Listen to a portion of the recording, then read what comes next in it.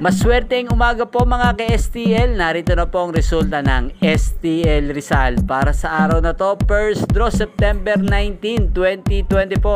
Araw ng Huwebes. Naway ang mga natayaan nyo pong mga numero kanina ay manalo nawa ngayong oras na to, 11 AM. Kaya kunin nyo na po ang inyong mga tickets. Narito na po ang resulta para po sa STL Rizal. First draw result, ang mga numerong nanalo 32 at 26 in exact order sa lahat po ng nakataya kanina para sa first draw ng 32 at 26.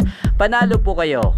At shoutout po natin si Madam Cherry Umagap na laging nanonood ng aking video. Shoutout po Madam Cherry.